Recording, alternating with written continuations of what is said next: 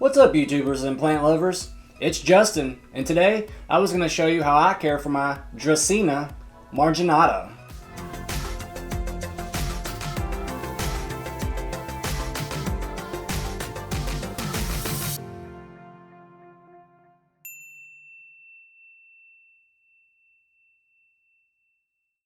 Now, with a bunch of its common names, you've probably heard it called the dragon tree, the Madagascar dragon tree, the rainbow tree, or the red edge Dracaena. Now, Dracaena is a genus of about 120 different species of trees and shrubs that hail from Africa, Central America, and Southern Asia. Basically, the tropics and subtropics of those areas. Alas, these trees are very toxic to pets, dogs, cats, and birds. But they're not really toxic to humans, though if you do have a problem with allergies or any kind of heightened sensitivities, you can have a little bit of a problem with this plant, though they aren't really considered toxic to humans. And you do have to be careful if you have a cat or a bird, because these sword-like leaves wave around a lot and will draw attention to the cats and the birds. I know my cockatiel, every time he sees it kind of going around, he wants to dart towards it. So be very careful if you do have any kind of cat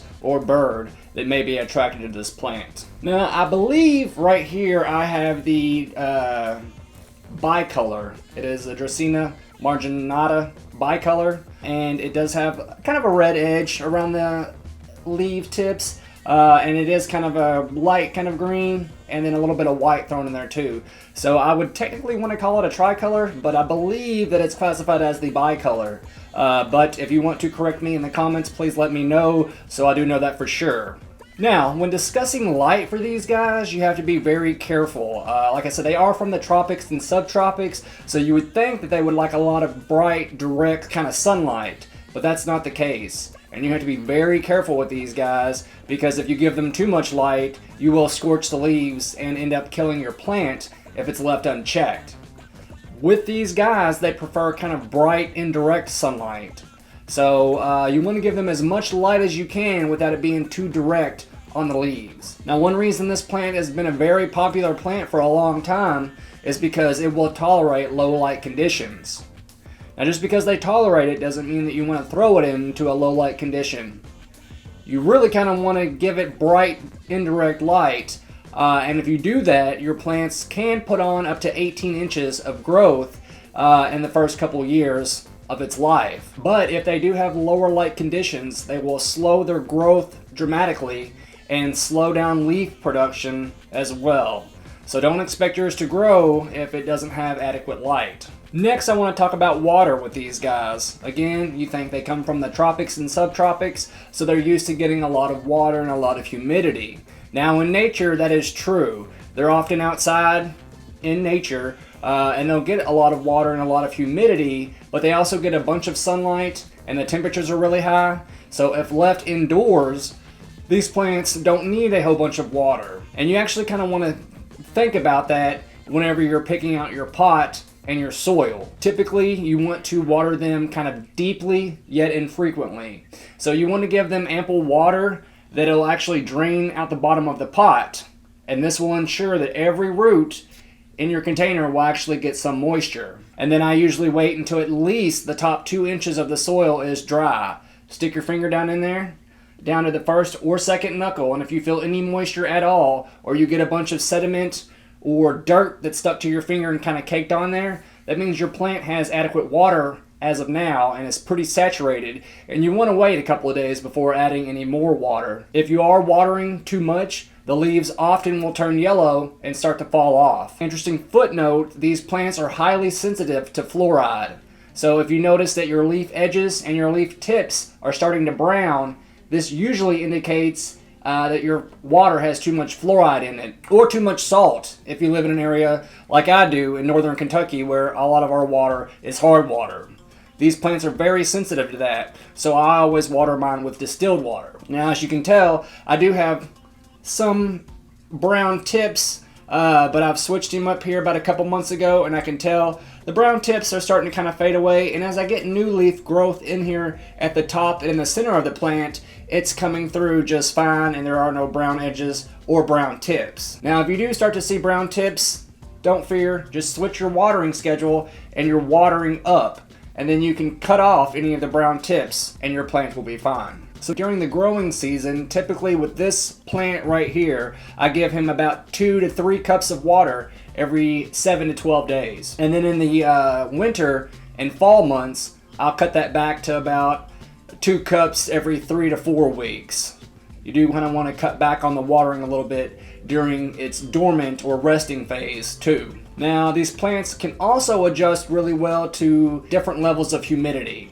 If you look it up online, it says anywhere from about 30 to 80% humidity levels, and the plant will kind of adjust on its own. In my house, it usually averages about 50% with the humidity levels, and he seems to like that one okay. I don't have him sitting close to a humidifier, but he is in the room where he will get a little bit of humidity in the environment, and he seems to be okay. Now also, whenever you're deciding on humidity levels, you also want to take in a couple other factors to make sure your plant isn't going to get too much or too little.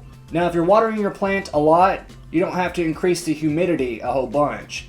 So I water mine a little bit, like I said, every 5 or every 7 to 12 days. And with the humidity level, it's about 50%, and he seems okay. But you also want to take into consideration how much light your plant is getting and what the temperature is too.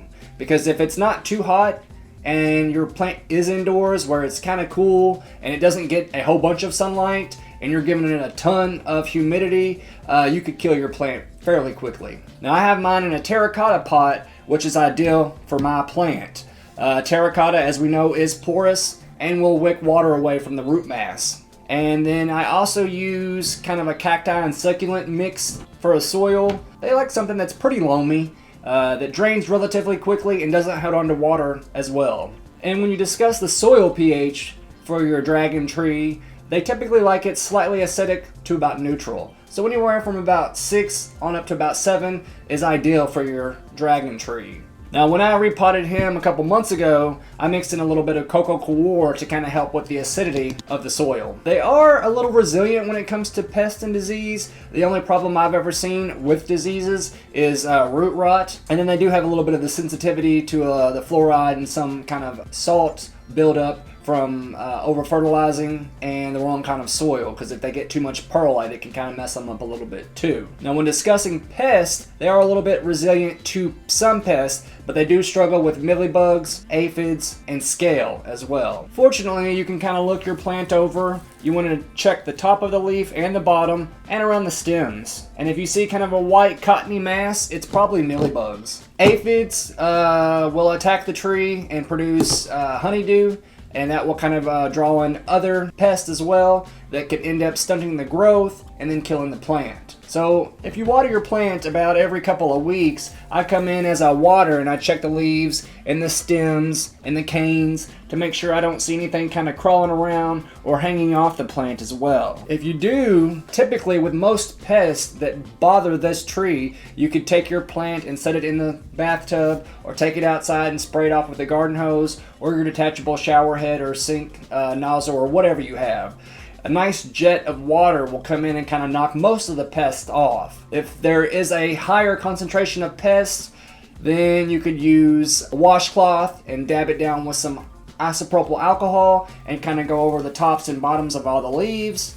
Or you can go the organic route and get a butterfly cage, set your plant inside, especially if they have a problem with scale, and then introduce some ladybugs in there, and ladybugs or other beneficial insects will help clear up the pest problems as well. Now, as I said, I don't water mine too often, but every couple of months, if I do notice that I do have a problem with pests, or I just know it's been a while, I will take him and throw him in the shower and then kind of spray him off a little bit to give him a nice shower and make sure that I don't have any other pests or problems starting to build up in the leaves. Now, you can tell in the middle, all these leaves are pretty thick and prolific, so if you don't check that often, it doesn't take long for pests to set up shop and run rampant through your dragon tree. And again, just taking a nice shower and blasting them off with water will help prevent any kind of pest buildup or any kind of infestation. Now, the last thing I really wanted to talk about this plant is I do not fertilize my dragon tree that often. About once a month or once every other month, depending on how often I remember. I will give them a liquid-based kind of fertilizer, and I will dilute it to about half. They're not very heavy feeders, but you can feed them some. I know some people say that they probably do feed them just about every time that they water them, but they dilute it down heavily. So if you want to go that route, you can, but I usually feed mine about once a month or once every other month with a reputable liquid fertilizer that I use on most of my other plants. And he seems to be happy with that amount of fertilizer as well. As always, I want to give a shout out to my patrons, and I want to give a special shout out to my top tier tree patron, Thuyen.